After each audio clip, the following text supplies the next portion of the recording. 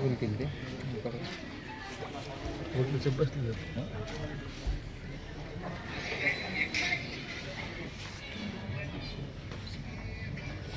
शहरात उतरला ना. हा मग रात्री बघितली चेहरा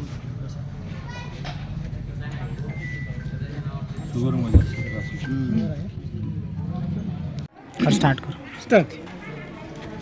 धाराशिव जिल्ह्यातील कळंब तालुक्यात कळंब लगत असलेल्या तांदळवाडीमध्ये एक अनोखी आंदोलनाची एक पंथी पेटलेली आहे. खरं तर प्रज्वलित झालेली पंथी कदाचित उद्या तिची मशाल होणं खूप गरजेचं आहे. आंदोलन आहे EVM हटाव आणि लोकतंत्र बचाव. अर्थात हे आंदोलन या ठिकाणी आपण पाहताय मग धर्मवीर छत्रपती संभाजीराजे शौर्य प्रतिष्ठानच्या वतीनं हे आंदोलन या ठिकाणी सुरू करण्यात आले. या संस्थेचे संस्थापक बाळराजे आवारे पाटील यांनी हे आंदोलन या ठिकाणी सुरू केलेलं आहे. अर्थात हे एक व्यापक प्रमाणात आंदोलन सध्या जोर धरत आहे. अर्थात आपल्या सगळ्यांना माहिती आहे की वेगवेगळ्या राजकीय पक्षांनी गेली अनेक वर्षापासून देशामध्ये EVMच्या ऐवजी बॅलेट पेपरच्या आधारे मतदान घ्यावं अशी मागणी केलेली आहे. मात्र ही मागणी निवडणूक आयोगानं अद्याप मान्य केलेली नाही. त्यासाठी मोठ्या प्रमाणात विरोधी पक्ष असतील किंवा इतर काही राजकीय पक्ष नेहमीच प्रयत्न करत आहेत. मात्र अद्याप ही मागणी मान्य झालेली नाही.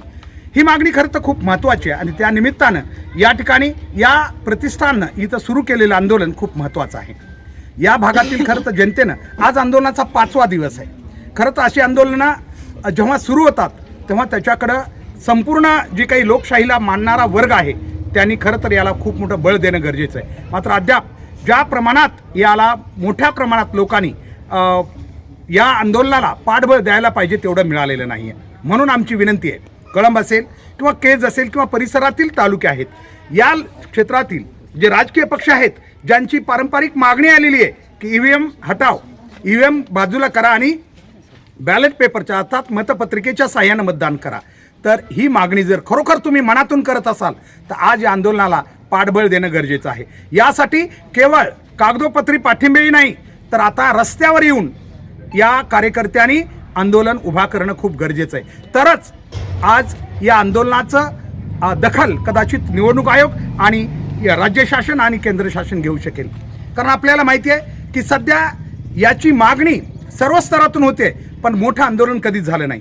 फक्त ज्या त्या ठिकाणी अगदी न्यायालयीन लढाई लढली गेली, न्यायालयाने कदाचित काही तत्वावर हे नाकारलेलं आहे. मात्र आता जर हे करायचं असेल तर आता अशा मोठ्या आंदोलनाशिवाय पर्याय नाही आहे. बाळराजे पाटील यांनी आवारे पाटील यांनी खरं तर हे आंदोलन आज त्यांच्या उपोषणाचा 5वा दिवस आहे.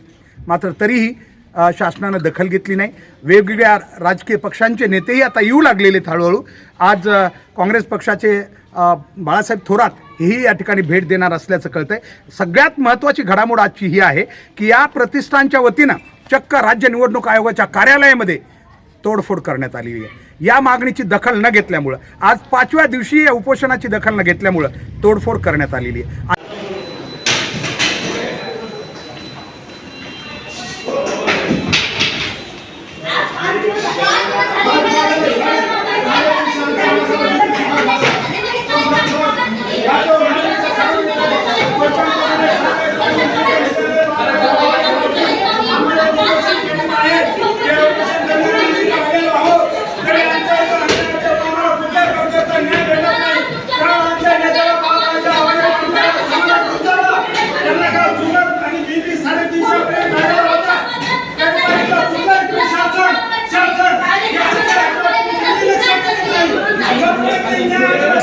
आणि म्हणून आता तरी शासनाने याची दखल घेणं गरजेचं आहे. कारण हळूहळू हे आंदोलन जोर धरून एका मोठ्या आंदोलनाच्या दिशेनं नक्कीच गेल्याशिवाय राहणार नाही. आपण त्यांच्या प्रतिक्रिया घेणार आहोत. तत्पूर्वी आम्हाला हे सांगायचं आहे, नेमकं या देशातील निवडणूक आयोगाला मतपत्रिकेवर मतदान घेण्यासाठी काय हरकत आहे? असाही तुमचा खर्च होतोय. नाहीतरी लोकांच्या मनातली जी काही शंका आहे, जर लोक या बाबतीत शंका घेत असतील तर ती दूर करण्यासाठी केवळ ते नाकारण्यापेक्षा कधीतरी निवडणूक आयोगानं लोकांची मागणी किंवा विरोधी पक्ष असतील किंवा ज्या ज्या संघटना ही मागणी करतायत ते मागणी मान्य करणं खूप गरजेचं आहे. या ठिकाणी आपण थोडंसं बोलूयात.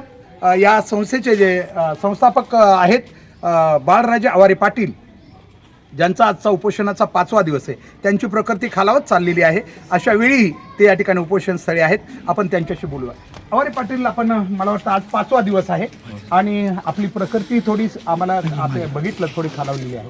काय सांगाल या उपोषणाबद्दल? नेमका अद्याप शासनानं दखल घेतलेली नाही. सर, आज 5वा दिवस आहे उपोषणाचा हातात घेतलं. हां. आणि या 5 दिवसामध्ये या सरकारने किंवा या शासनाने कुठलीही आंदोलनाची दखल घेतली नाही. मला येऊन नोटीस देत आहे, मला दाबवण्याचा प्रयत्न करत आहे की आचारसंहिता चालू आहे, तुम्ही हे आंदोलन करू शकत नाही. माझं निवडणूक आयोगाला एकच म्हणणं आहे, ह्या आचारसंहिता लागू होण्या अगोदर मी तुम्हाला आंदोलन करणाऱ्याचं निवेदन दिलेलं होतं. तर तुम्ही मला आज जशी हे देत आहे, नोटीस देत आहे, तसंच जर तुम्ही बॅलेट पेपरवर निवडणूक घेण्यासाठी एक पत्र काढलं असतं तर आजही माझ्यासारख्या सर्वसामान्य माणसावर वेळ नसते आली. आणि आज माझे एकट्याची हे भूमिका नाही आहे, भारतातल्या महाराष्ट्रातल्या प्रत्येक सर्वसामान्य माणसाची भूमिका आहे. आम्हाला सगळ्याला एक प्रश्न पडला आहे की हे लोकतंत्र जिवंत ठेवणार आहेत की नाही. आणि ह्या प्रश्नाचं उत्तर देण्यासाठी निवडणूक आयोग ही स्वायत्त संस्था आहे, त्यांनी निवडणूक आहे मतपत्रिकेवर घेतल्या पाहिजे. माझं एवढंच म्हणणं आहे. याच्या व्यतिरिक्त आमची कुठली दुसरी मागणी पण नाही. आणि जी लोकशाही आहे, ह्या लोकशाहीचा तुम्ही एक कणा आहेत, महत्त्वपूर्ण कणा आहेत. कारण राजकीय लोक ह्या गोष्टीला कधीही समर्थन करणार नाहीत, सत्ताधारी. परंतु तुम्ही निवडणूक आयोग स्वायत्त असल्यामुळे तुम्ही ह्या गोष्टीकडे लक्ष दिलं पाहिजे, जनभावना समजून घेतल्या पाहिजे. आणि हे आंदोलन कुठंतरी थांबवण्यासाठी तुम्ही एखादं पत्र काढून आम्हाला आश्वस्त करा, ह्या 12 घ्या किंवा राहिलेल्या 20 घेतोय, असं काहीतरी कळवलं पाहिजे. नाही तर आज जे मुंबईच्या निवडणूक आयोग कार्यालयात आम्ही धिंगाणा केला, हे फक्त ट्रेलर आहे. हे आम्ही सरकारला आणि निवडणूक आयोगाला आवर्जून सांगतोय. उद्यापासून होणाऱ्या रस्त्यावरल्या लढाईला सर्वस्व जबाबदार तुमच्या मीडियाच्या माध्यमातून आम्ही या निवडणूक आयोगाला आणि शासनाला ठेवू, एवढंच मी सांगेन. अगदी आत्ताच बघितलं आपण की बाळराजे आवारे पाटील यांनी त्यांची भूमिका मांडली की जर येत्या काळात दखल नाही घेतली आंदोलनाची तर याच्यापेक्षा तीव्र आंदोलन त्यांचा छेडण्याचा इशाराही त्यांनी दिला आहे. अगदी बरोबर आहे, कारण EVM एक मशीन आहे आणि या मशीनमध्ये छेडछाड केली जाऊ शकते, हे सगळ्या देशाला माहिती आहे. असं कोणतंही डिव्हाइस नाही आहे की ज्याच्यामध्ये छेडछाड केली जाऊ शकत नाही. तांत्रिक आज आपल्याला माहिती की ज्या ज्या गोष्टी बनवलेल्या आहेत, इलेक्ट्रॉनिक ज्या गोष्टी आहेत, त्याच्यामध्ये छेडछाड होऊ शकते, हे लोकांना वाटतंय. तर ही जी लोकांची शंका आहे, चाहे ती खोटी असो किंवा खरी असो, जर लोक त्याची मागणी करत असतील तर इतक्या महत्त्वाच्या या प्रश्नावर निवडणुकीसारख्या निवडणूक आयोगानं गप्प बसणं किंवा त्याच्यावर मौन धारण करणं योग्य नाही किंवा त्याला नकार देणं योग्य नाही. कारण शेवटी जनतेचा पैसा आहे. जर जनतेला आपल्या मतदान दिलेलं मतदान योग्य ठिकाणी जातंय का नाही याची खात्री पटत नसेल किंवा त्याच्यावर शंका असेल तर निश्चित अशा प्रकारचे बॅलेट पेपरवरच मतदान घेणं गरजेचं आहे असं मला वाटतं. माझ्यासोबत या ठिकाणी शेतकरी कामगार पक्षाचे राज्य कमिटीचे सदस्य आहेत भाई मोहन गुंड. काय सांगाल तुम्ही? आंदोलन इथं चालू आहे, आपल्याला असं वाटत नाही का की ज्या सभोवती संघटना आहेत अनेक, त्यांनी आंदोलनाला बळ देणं गरजेचं आहे केवळ या ठिकाणी, कारण तरच रस्त्यावरची लढाई लढली तरच शासनाची दखल घेईल? काय वाटतं आपल्याला? खरं तर या अगोदर देखील वंचित आघाडी असेल किंवा या महाराष्ट्रामधले देशातले डावे पक्ष असतील तर त्यांनी देखील UM हटाव आणि बॅलेट पेपरवर याचं मतदान घ्यावं अशी मागणी अनेक वेळा केली. त्याच्या अगोदर मला वाटतं या नगर परिषदेच्या अगोदर मुंबईमध्ये देखील एक मोठं आंदोलन झालं होतं. मात्र शासन ह्या मागणीवर कुठलंही गंभीर नाही. आज 4-5 दिवसांना हे इथं एक आमचे मित्र आवारे पाटील इथं आंदोलन करतायत. त्यांच्या देखील आंदोलनाला प्रशासनानं साधी भेट देखील दिली नाही. तर हे लोक गंभीर नाही आहेत. जर हे लोक असे पद्धतीनं वागणार असतील तर हे चुकीचं आहे. ह्याचं नेपाळ आणि ते बांगलादेशासारखा उद्रेक व्हायला या देशामध्ये उशीर लागणार नाही. त्याच्यामुळं कुठलीही मागणी असो त्याच्यामध्ये किती तथ्यता आहे किंवा त्याच्यामध्ये काय तथ्य आहे किंवा नाही तथ्य, पण लोकांची मागणी असेल तर त्याच्यावर करायला काय हरकत आहे अशी परिस्थिती आहे. अगदी बरोबर आहे. अनेक विरोधी पक्षच म्हणून नाही, अनेकांचं मत आहे की जर जनता मागणी करत असेल तर. मला वाटतं आपण वंचितचेही कार्यकर्ते आहात, काय सांगाल आपण? मी आनंद गाडे, वंचित बहुजन आघाडीचा शहर महासचिव आहे. आणि बॅलेट पेपरवर निवडणुका व्हाव्या म्हणून वंचित बहुजन आघाडीने पहिल्यापासूनच आंदोलनं केलेले आहे. ते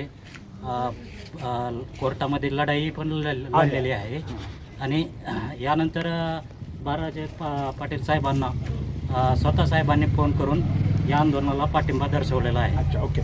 आपण बघू शकता या ठिकाणी महेश जाजू एक नागरिक म्हणून जनतेच्या वतीनं ते या ठिकाणी आपली प्रतिक्रिया देतात. महेश जाजू, आपल्याला माहिती आहे की लोकांची मागणी आहे, काय सांगाल याबद्दल? आज धर्मवीर छत्रपती संभाजीराजे शौर्य प्रतिष्ठानचे अध्यक्ष आणि आमचे आदर्श आदरणीय आवारे पाटील दादा यांनी आज मागील 4-5 दिवसापासून EVM हटाव यासाठी आंदोलन तीव्र स्वरूपाचं इथं चालू आहे. अन्नत्याग करून त्यांचं हे आंदोलन चालू आहे. पण झोपलेल्यांना हे जागं करायचं हे एक दादांच्या माध्यमातून हे एक फार मोठं चांगलं काम चालू आहे. आणि सगळे पूर्ण बीड जिल्ह्यातून काय उस्मानाबाद जिल्ह्यातून नांदेड जिल्ह्यातून हे सगळीकडून प्रत्येक मराठवाड्यातून सर्व जनता येत आहे. पण आज सगळ्या म्हणजे पक्षाचे लोकसुद्धा मी काही जणांसोबत बसतो तर ते म्हणतात म्हणजे बऱ्याच ठिकाणी हे सगळं म्हणजे गोड बंगाल हे EVMच्या माध्यमातून हे मलाही कळतं आहे. हे मुंबईमध्ये आलेले किंवा आजपर्यंत लोकसभा झालेली विधानसभा झालेली हे सगळं हे EVMच्या घोटाळ्याच्या माध्यमातून हे ह्यांचे एवढे सीट येतात. ही सगळ्यात महत्त्वाची गोष्ट आहे. आणि हे असंच जर चालत राहिलं खलास झाला विनाश आहे विनाश. आता जसं भाई म्हणले तसं नेपाळसारखं व्हायला टाईम लागणार नाही. ह्यांना यायला सुद्धा कोणाला टाईम नाही. ही फार मोठी आज सगळ्यात मोठी ह्यांची ही आहे. आणि ह्याच्यासाठी आणि आपण सगळ्यांनी मिळून आपण दादांना पूर्ण सर्वतोपरी पाठिंबा देऊ एवढंच बोलतो.